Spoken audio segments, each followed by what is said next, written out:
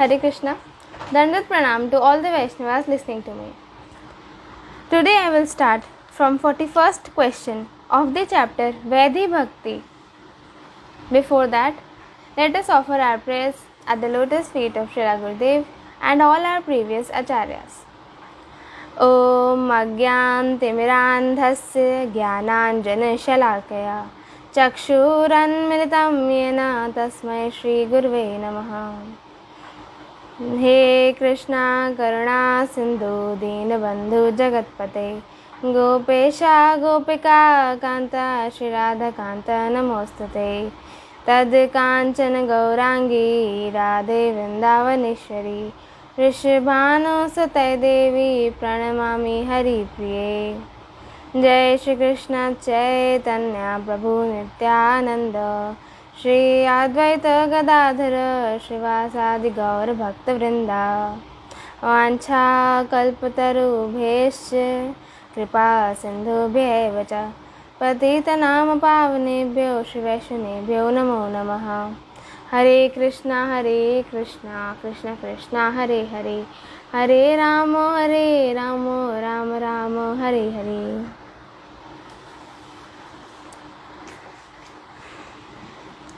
41st question is, by which process is the perfection of Vaishnavism attained?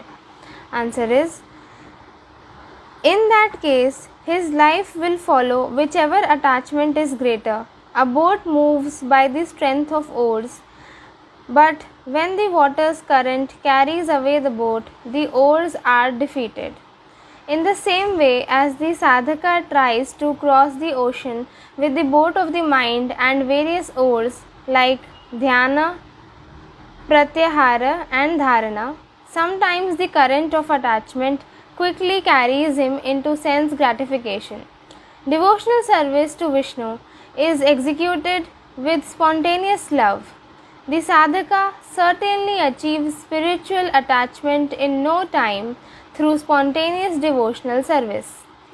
42nd question is, how can the attachment for the material objects transform into the attachment to the Supreme Lord? Answer is, when the cause of the mind's restlessness is sense gratification, and this restlessness is the main obstacle in the practice of devotional service, then all sensual activities should be dovetailed in the service of the Lord, and the attachment to sense gratification should be transformed into attachment for the Lord. 43rd question is, what is the cause for achieving the mercy of Krishna?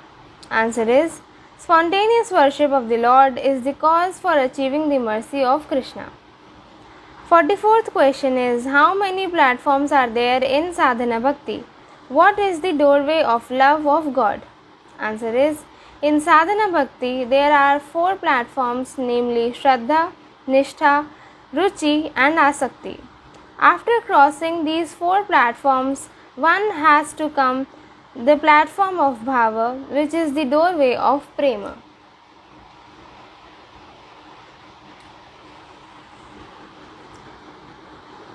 Forty-fifth question is, how is the supremacy of the sadhana bhaktas proved?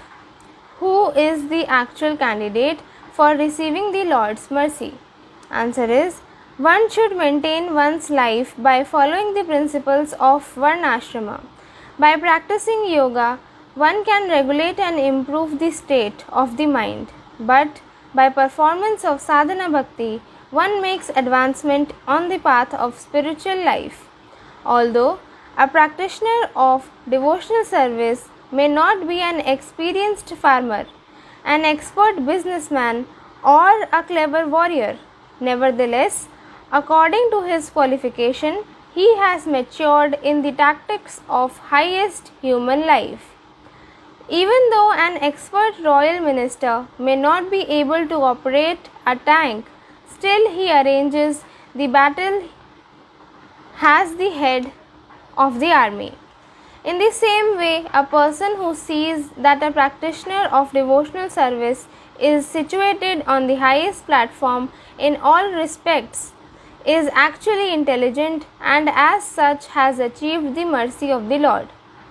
46th question is, should the transcendentalists accept the conclusions of the Goswamis along with the conclusions of sages who have compiled the scriptures?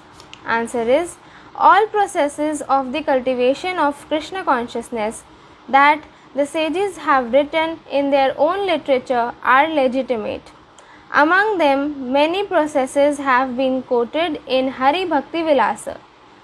In this book, Bhakti Rasamrit Sindhu, Sri Rupa Goswami has picked up 64 famous processes from them and included in it. With that, we finish our 42nd chapter and move on to 43rd chapter, which is called Shraddha. First question is, what does one gain when one develops faith? Answer is, Taya Desika Padasraha, that due to faith one receives an opportunity to take shelter at the lotus feet of a bona fide spiritual master. Second question is, can Shraddhas of the Karmis and Jananis be called the actual Shraddha? Answer is, Shraddha which the Karmis and Jananis repeatedly refer to cannot be called actual Ashraddha. They simply misinterpret it. If you call a piece of iron gold, then it is very much annoying. Still, the iron is iron and it is never gold until it is touched by a touchstone. Devotional service to Krishna is touchstone, and if fruitive activities and cultivation of knowledge, which are like iron, come in contact with it, then they also transform into gold. This is the influence of the touchstone of devotional service. Third question is, what is Shraddha? What is the difference between Shraddha or faith and Sharanagati or surrender? Answer is, the firm faith one develops after hearing the topics of Hari from the mouths of the saintly persons is called Shraddha. As soon as Shraddha is awakened, a little bit of Sharanagati is also awakened. Both Shraddha and Sharanagati are almost the same. Fourth question is, what is called Shraddha? Answer is, knowledge, opulence, pious activities are not the best processes for achieving perfection in the ultimate goal of life. Devotional service alone is the pure process. When such a mentality towards unalloyed devotional service is developed, it is called Shraddha. Fifth question is, what is the symptom of the awakening of Shraddha? Answer is, having firm faith in the scriptures is called Shraddha. The purport of the scriptures is that if one does not surrender to Krishna, he is full of fear, and it is he is surrendered to Krishna, he has no fear. Therefore, the development of Shraddha is evident by the presence of the symptoms of Sharanagati. Sixth question is, who can actually please Krishna? Answer is, it is not a fact that just by executing the limbs of devotional service after taking initiation, Krishna becomes pleased. Only one who has unflinching faith in unalloyed devotional service can please the Lord. Seventh question is, what is the possibility of attaining devotional service? Answer is, until one develops faith in devotional service, even though one has other good qualities apart from the quality of full surrender to Krishna, one will not achieve devotional service. Eighth question is, how many kinds of Shraddhas are there? What qualifications do they award? Answer is, Vedhi Shraddha awards one of the qualification to engage in regulative devotional service. Staunch faith awards one the qualification to engage in Ragatmika devotional service. Ninth question is, who are bereft of Shraddha? Answer is, those who have no pious activities have no Shraddha. Even if they are preached too heavily, Still they will not understand anything. 10th question is, who can easily understand the purport of the Acharya's instructions? Answer is, those who have developed faith according to their pious activities receive pure intelligence by the mercy of Krishna. Due to this intelligence, they can easily understand the purport of Acharya's instructions. 11th question is, what is the qualifications for performing Krishna Kirtan? Answer is, faith is the only qualification for engaging in the performance of Krishna Kirtana. There is no other consideration. 12th question is Shraddha a limb of devotional service? Answer is, Shraddha is not a limb of devotional service. It is an instrument to destroy an unalloyed devotee's attachment for fruitive activities. 13th question is, what is the seed of devotional service which brings one to the platform of transcendence? Answer is, due to sadhu sangha, Shraddha gradually increases. The more one's Shraddha increases, the more one becomes eager. At that time, the only endeavor of a living entity is that he always searches for an opportunity to attain the lotus feet of the Lord. He sees that he is fully influenced by his anarthas and that his constitutional nature is dormant. He then engages in devotional service without deviation in the association of the saintly persons who are devoid of all anarthas and who are self-realized. This state of Shraddha is called the Shraddha which brings one to the platform of transcendence. This is the seed of devotional service. 14th question is Shraddha which renounces the service of the devotees actual Shraddha? Answer is, the word Shraddha which is found in the verse of Srimad Bhagavatam 11/2/47 is only Shraddha Bhasa, because the development of Shraddha in the worship of Krishna by giving up the service of devotees is only a reflection of the real Shraddha. In other words, it is only traditionally worldly Shraddha. It is not the transcendental Shraddha for unalloyed devotional service. The Shraddha and worship for such persons is mundane.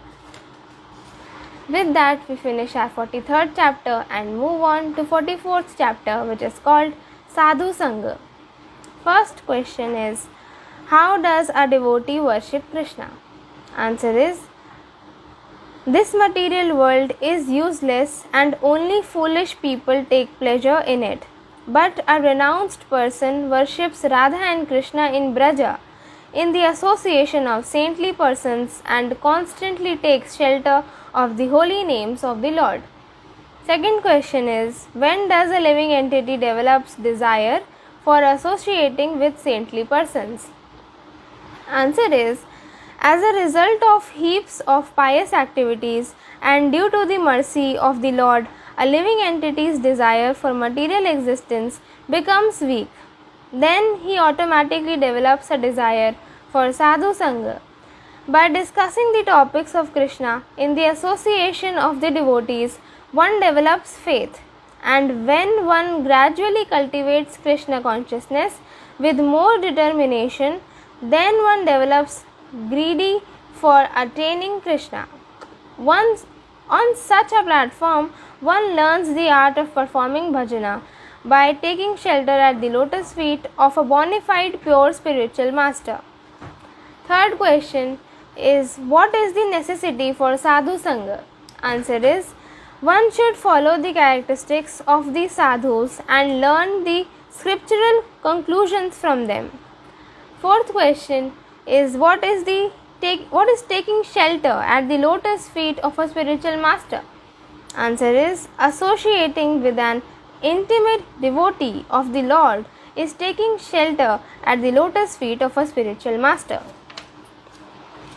Fifth question is, what is the result of travelling to holy places? What does one gain from sadhu sangha? Jatha sadhu tatha tirth. स्थिरा कोरी निजाचिता साधु संग कोरो निरंतरा यथाया वैष्णव गणा सेई स्थाना वृंदावना सेई स्थाने आनंद असेसा. Wherever the devotees reside is a holy place. Therefore, pacify your mind and associate constantly with the devotees. Where the Vaishnavas reside, that very place is Vrindavana. One experiences unlimited happiness at that place. Sixth question is, do the sadhus ever become selfish? Answer is, the demigods may become selfish, but the devotees never become selfish. Therefore, persons who desire their own benefit should eagerly hanker after wherever there is a desire for pure love, wherever there is discussion of Krishna's topics, wherever there is Hari Sankirtan, wherever there is a desire for hearing the glories of Krishna, and wherever there is a glorification of Krishna and the Vaishnavas. Seventh question is, how can the dormant constitutional nature of a living entity be revived? Answer is, what can revive a living entity's dormant constitutional nature? Fruitive activities, mental speculation, and renunciation cannot revive it.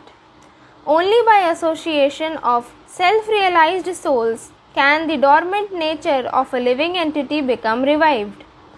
Two things are required in this connection. A person who desires to revive his dormant constitutional nature acquires a little faith due to his accumulated previous pious activities. This is one incident. On the strength of such a sukriti, a person receives an opportunity to associate with qualified sadhus. This is the second incident. Eighth question is, what is the root of a living entity's original nature? Answer is, nature is born from association. One's nature is determined according to one's association. The faith that a living entity develops by the performance of his karma of his previous life's association is changed by the association of his present life. Therefore, association is the root cause of a living entity's nature. Ninth question is, what is the only cause of advancement for the mundane Vaishnavas? Answer is, the matured yogis who are expert in devotional service are the Uttama Adhikaris. The immature yogis who desire devotional service and who sometimes engage in fruitive activities and follow religious principles are Madhyama Adhikaris. The neophyte devotees who are attached to karma are counted in the category of mundane Vaishnavas or Kanishta Adhikaris. In the hearts of these last kinds of Vaishnavas, the reflection of devotional service is awakened. If a little bit of pure devotional service arises in their hearts, they also give up attachment for karma and become Madhyama Adhikaris. Association with sadhus is the only criteria for all these types of advancements. 10th question is, whose association is desirable? By whose association can one make advancement on the path of spiritual life? Answer is, one who has awakened pure devotional service in his heart is an unalloyed devotee of Krishna. His association is most desirable. The association of Madhyama Adhikaris is also suitable. A practitioner of devotional service should always take shelter of devotees who are superior to him. In this way, he can make advancement on the path of spiritual advancement. 11th question is, how should one associate with pure devotees even in ordinary dealings? Answer is, one should behave with ordinary people as one externally behaves with a stranger while buying something in the market. The dealings with a pure devotee of the Lord should be done out of love. 12th question is, does one waste time by simply sits near a Vaishnava? Answer is, the foremost instruction of Sri Ramanujacharya is this: if you cannot purify yourself, by any endeavor whatsoever, then just go sit with the Vaishnavas and you will achieve all auspiciousness. 13th question is there any direct proof of auspiciousness attained due to the association with the Vaishnavas? Answer is, by observing the pure characteristics of a devotee in a very short time, a person's mind is changed. His attachment for sense enjoyment decreases and the seedling for bhakti sprouts in the heart. One even gradually develops a taste for the Vaishnavas' food and behavior. We have seen how by associating with Vaishnavas, people have given up many anarthas.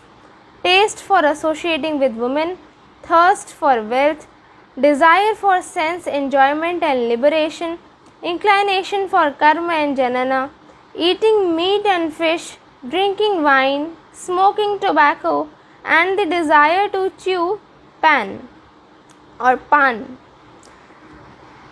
By observing a Vaishnava's quality of not uselessly wasting time, many people have easily given up anarthas such as laziness, oversleeping, useless talk, the urge of speech, etc. We have also seen that by associating with Vaishnavas for some time, someone's cheating propensity and desire for fame have been destroyed. We have seen with our own eyes that by associating with Vaishnavas with a little affection, all other association attached for prejudices have been vanquished. Those who are attached to winning fights, those who are expert at attaining domination, those who are eager to accumulate great wealth, all such types of people have attained devotional service by being purified in the association of Vaishnavas. Even the hearts of persons who think, I will defeat the world by my arguments and attain supremacy, have been pacified. Without the association of Vaishnavas, there is no alternative for rectifying the attachment to prejudices. 14th question is, what does a sadhu do? Answer is, the sadhus award divine eyes to our hearts. 15th question is, what is the nature of a sadhu? Answer is, a sadhu never finds faults in others. He respects whatever little qualities are there in others. 16th question is, are the number of sadhus too many? Is it proper to ascertain a sadhu by seeing his external dress? Answer is, in this age of Kali, the consideration of a sadhu is being lost. The sad part is that we should always remember that we ourselves are gradually being cheated by associating with sadhus just by seeing their external dress. The sadhus are not too many. The number of sadhus are so few nowadays that it has become very rare to find a real sadhu, even after searching for a long time and traveling to many countries. 17th question is it proper to manipulate while ascertaining the difference between a pure Vaishnava and a cheater? Answer is, in order to distinguish the pure devotional service and pure devotees, Sri Krishnadas Kaviraj Goswami has displayed the method for ascertaining the branches of the devotees. According to that method, even today we can distinguish between the pure Vaishnavas and the teachers. No compromise should be made in this regard. There is no possibility for the living entities to achieve auspiciousness without sadhu sangha. Therefore, the pure Vaishnavas should certainly be distinguished. 18th question is sadhu sangha a limb of devotional service in the conditional state? Answer is, in the conditional state, association with devotees helps one to develop a taste regarding Hari. It is not a limb of devotional service. 19th question is, what is the piety that awards one devotional service? Answer is, associating with the devotees is the only piety that awards one devotional service. 20th question is, what is the result of pretentious sadhu sangha? Answer is, many people think that by serving the lotus feet of a sadhu, by offering obeisances to him, by drinking the water that has washed his feet, by honoring his remnants, and by giving him some donation, they can get the advantage of sadhu sangha. Although by such activities one can respect a sadhu and gain something, but this is not actual sadhu sangha. If one can carefully search out the pure characteristics and the nature of the pure devotees and emulate them without duplicity, one can attain pure devotional service of Krishna. A materialist approaches a sadhu, offers obeisances, and prays as follows: O merciful one, please be kind to me. I am very poor and fallen. Therefore, how will my attachment for the material existence be destroyed? These words of the materialist are simply cheating. They certainly know that for themselves accumulating wealth is the goal of life and collecting material objects is the aim of life. Their hearts are always filled with pride due to opulence. They artificially make a show of humility and devotion with a fear that by curse of the sadhus their desire for obtaining name, fame and sense gratification may be destroyed. If a sadhu blesses them by saying, "Oh dear, may your material desires, wealth and followers be destroyed," then the materialists quickly say, "O Sadhu Maharaj, please do not give us such benediction." Such a benediction is simply a curse and always yields inauspiciousness. Such a behavior of the materialist towards the sadhu is only cheating. In the course of our life, we meet with many sadhus, but due to our artificial behavior, we do not gain anything from their association.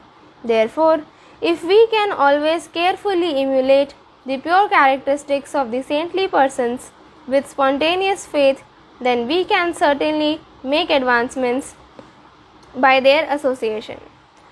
We should always remember this while approaching sadhus and try our level best to realize the pure nature and character of the sadhus and build our own character like theirs. This is the teaching of Srimad Bhagavatam. 21st question is, what is it possible to give up bad association without sadhu sangha? Answer is, only giving up bad association is not enough. It is our duty to carefully associate with the devotees. 22nd question is it proper to give up bad association of the unauthorized guru and accept the association of the bona fide gurus? Answer is, one should take leave of one's unqualified family guru by giving him his desired wealth and respect and search out a bona fide spiritual master. 23rd question is, what kind of Vaishnava should one associate with? Answer is, one should associate with a Vaishnava who is superior to oneself. 24th question is, are the sadhus always present in this world? Why sadhu sangha is rarely achieved? Answer is, the sadhus are always present in the world. Because the non-devotees cannot recognize them, sadhu sangha has become very rare. 25th question is, should one indulge in gossiping with a sadhu? What is actual sadhu sangha? Answer is, if one approaches a sadhu and converses with him like a witch-haunted man, like, "It is very hot in this country, I feel healthy in the other country, that man is very nice, this year will be make my profit from harvesting paddy and wheat," and then he is not gaining anything from such sadhu sangha. Being absorbed in his own ecstasy, a sadhu may reply to one or two questions of an inquisitive person, but this does not award the person devotion to Krishna or the benefit of sadhu sangha. One should approach a sadhu with love and devotion and discuss with him the topics of the Supreme Lord. Then one can attain devotional service. With that, we complete 44th chapter and move on to 45th chapter, which is called Bhajana Kriya. First question, is what is the perfection of bhajana? Answer is sadhana yogena acharya prasadena chaturnam tadapanayanam eva bhajana naipunyam. The perfection of bhajana is to destroy the four anarthas through sadhana by the mercy of an acharya. Second question is what is bhajana kriya? Answer is the seed of devotional service is present in the hearts of all spirit souls. In order to fructify that seed and gradually transform it into a tree, one must act as a gardener. Activities like discussing devotional literatures, worshipping the Supreme Lord, associating with saintly persons, and residing in a place infested with devotees are required to be performed. When the seed of devotional service is fructified, it is extremely necessary to clean the land of thorns and particles of stones. These activities can be executed perfectly if one perfectly knows the science of devotional service. Third question is in whose association is a possibility of achieving the Supreme Lord? Answer is the only cause for attaining the Supreme Lord is to take shelter of a Mahabhagavata. Knowing this perfectly well, one should follow his order. Fourth question. Does acceptance of a bona fide spiritual master depend on the acceptance of a family guru? Answer is before a disciple accepts a spiritual master, both the spiritual master and the disciple test each other. This is described in the scriptures. In this case, there is no need for a family guru. Fifth question is what is Upaya Buddhi in the service of the Vaishnavas? Answer is after giving up Upaya Buddhi in the service to the Vaishnavas, intelligent persons should always aspire for Upaya Buddhi. The phrase Upaya Buddhi means to think that one can achieve some other fruits by serving the Vaishnavas. And the phrase Upaya Buddhi means to think that as a result of many pious activities, service to the Vaishnavas is attained. Sixth question is what is the first duty of devotee upon waking up in the morning? Answer is a devotee should utter the names of the exalted Vaishnavas of the disciplic succession upon getting up in the morning. Seventh question is what is the daily routine of a devotee? Answer is a devotee should faithfully describe the transcendental qualities of his spiritual master for 1 hour every day. Eighth question is how should one display his service attitude towards the Guru and the Vaishnavas? Answer is one should always serve the spiritual master and the Vaishnavas by respecting them equally. One should keep firm faith in the words of the previous acharyas. Ninth question is how should one accept the chastisement of a Vaishnavas? Answer is if a Vaishnavas chastises, then one should simply remain silent and not think of his harm. 10th question is what should be the mentality and behavior of a practitioner of devotional service? Answer is a practitioner of devotional service should display humility before the Supreme Lord, appear like a fool before the spiritual master, give up his independence before the Vaishnavas, and display detachment towards material existence. 11th question is what are the tactics for removing anarthas? What is the mystery behind worshipping the Lord in the mood of Braja?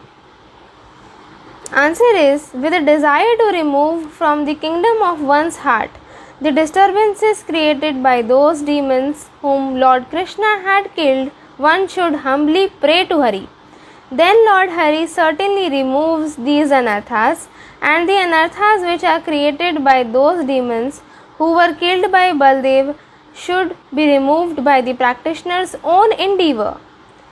This is the mystery of worshipping the Lord in the mood of Braja. 12th question is what is the gradual process of bhajana? Answer is certain pious activities which lead to bhakti generate faith. One then becomes interested in associating with pure devotees. Thereafter, one is initiated by the spiritual master and executes the regulative principles of devotional service under his orders. Thus, one is freed from all unwanted habits and become firmly fixed in the devotional service. Thereafter, one develops taste and attachment. This is the way of sadhana bhakti. The execution of the devotional service according to regulative principles, gradually emotions intensify and finally there is an awakening of love.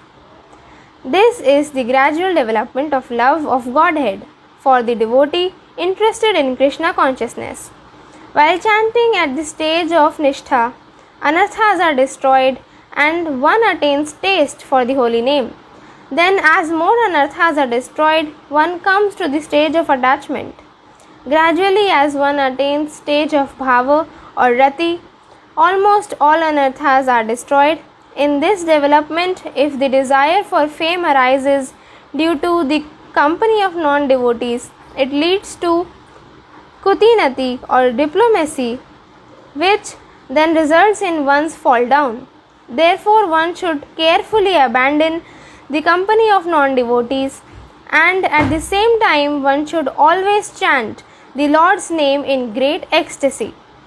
13th question is, what is the harm if one gives up the gradual path of devotional service? Answer is, if one thinks of his siddha deha without achieving the adhikara, his intellect gets bewildered. One should carefully accept the sequence as given in the Shikshtastakam if he wants to attain perfection. By observing the activities of sadhus, one can attain pure intellect. With that, we complete 45th chapter and move on to 46th chapter, which is called Anartha Nivritti. Answer is, first question is, what is anartha?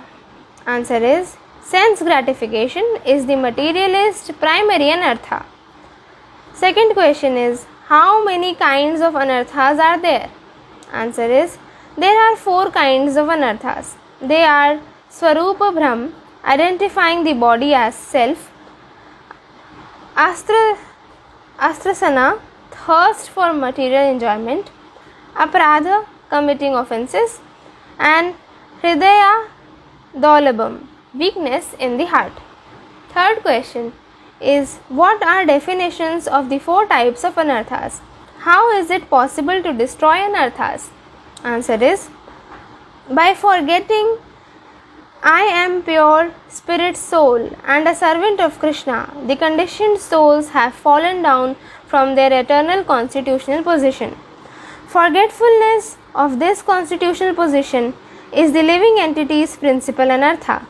Considering all material objects as I and mine and the thirst for temporary material happiness is the second anartha. Desire for good children, wealth and heavenly pleasures are the examples of this anartha. The third anartha has 10 types. These are lamentation, etc. See the answer to question 8 on page 334, which will come in the next session, which arises from the weaknesses of the heart, which is the 4th anartha. These 4 types of anarthas are the results of the living entity's conditioned state due to nescience. These anarthas are gradually destroyed by the cultivation of pure Krishna consciousness. Fourth question is, can anarthas cover the great sun of holy names? Answer is, the cloud-like anarthas of the conditioned souls cover the sun-like holy names and bring about darkness. Actually, the anarthas only cover the eyes of the conditioned souls. The sun-like holy names is great and can never be covered. Fifth question is, why are the living entities not inclined towards the Supreme Lord? Answer is, living entities are not inclined towards the Supreme Lord due to their incessant desires for sense gratification. Sixth question is, when does the thirst for material enjoyment cease? Answer is, the thirst for material enjoyment does not get totally destroyed until pure attachment for transcendental absolute truth is awakened. Seventh question is, what is the harm if one's heart is weak? Answer is, it is often difficult to give up bad association and activities unfavorable to devotional service due to weakness in the heart.